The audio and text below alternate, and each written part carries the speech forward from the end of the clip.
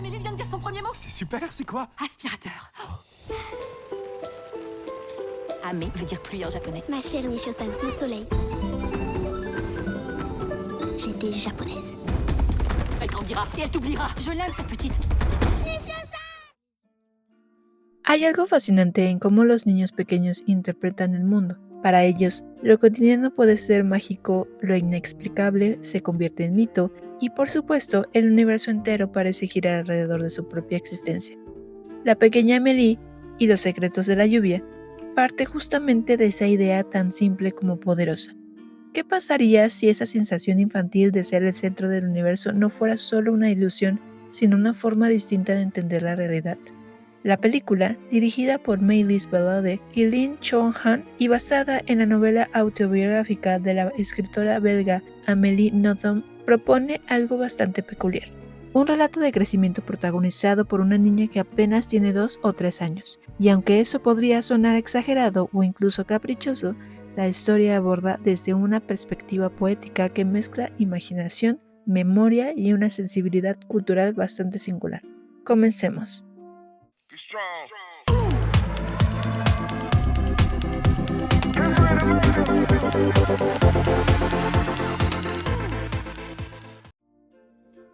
La historia sigue a Amélie, una niña belga que crece en Japón y que según su propia percepción del mundo es básicamente una especie de dios.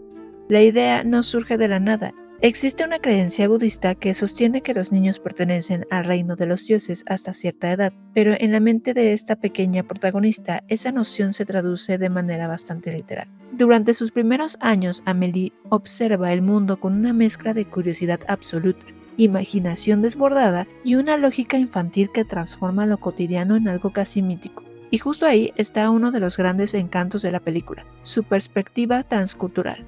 La mirada de Amélie, una niña belga creciendo en Japón, genera una mezcla interesante de referencias culturales, mitología y experiencias cotidianas. Incluso el propio título juega con esa dualidad. El nombre Amélie también puede vincularse con el carácter japonés de la lluvia, un detalle que resume bien el tono poético de la historia. Visualmente, la película apuesta por una animación digital con una estética cercana a la pintura impresionista. Los colores suaves y las formas ligeramente difusas convierten jardines, cocinas o simples objetos domésticos en espacios cargados de asombro. Más que buscar el hiperrealismo, el estilo parece intentar capturar cómo un niño percibe el mundo, fragmentado, vibrante y lleno de posibilidades. En ese sentido, el filme recuerda vagamente a las historias infantiles de Hayao Miyazaki, aunque aquí la influencia se mezcla más con una sensibilidad pictórica que remite a artistas franceses como Monet. Hay momentos realmente inspirados que reflejan esa mirada infantil, cuando Amélie imagina a su hermano como una carpa gigante o cree que la aspiradora es un dios capaz de desaparecer cosas. La película logra transmitir de forma muy natural cómo la lógica de un niño puede convertir cualquier objeto cotidiano en algo extraordinario. Uno de los pasajes más interesantes llega a través de Nishio-san,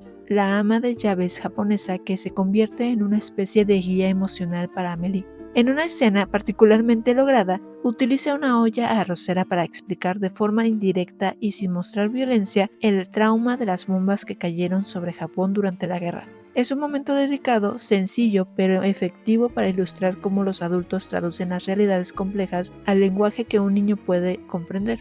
Sin embargo, aunque la película tiene ideas visuales y emocionales muy atractivas, también presenta algunas limitaciones. La narrativa es bastante ligera y avanza más por impresiones y pequeños descubrimientos que por una trama sólida. Esto encaja con la intención de retratar la infancia como una sucesión de momentos sensoriales, pero también provoca que el relato se sienta algo repetitivo en ciertos tramos. Además, la voz interior de Amélie, sorprendentemente elocuente para una niña tan pequeña, puede resultar un poco difícil de creer por momentos. La película funciona mejor cuando muestra el mundo a través de imágenes y sensaciones que cuando intenta verbalizar pensamientos tan abstractos desde la mente de una niña de 2 o 3 años. También es inevitable que surja la comparación con el cine de Miyazaki, especialmente por su manera de representar la infancia, pero ahí es donde la pequeña Amélie evidencia sus límites, mientras el director japonés logra dotar a sus protagonistas infantiles de una autonomía emocional muy natural.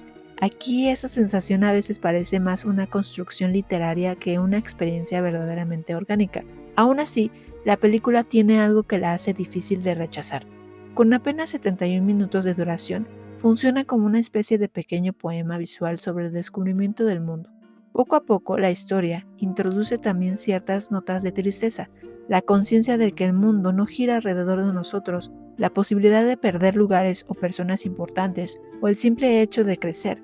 En ese sentido, La pequeña Amélie y Los secretos de la lluvia no es tanto una película sobre una niña aprendiendo a vivir, sino sobre ese momento fugaz en el que empezamos a entender que el mundo existía antes que nosotros y seguirá existiendo después.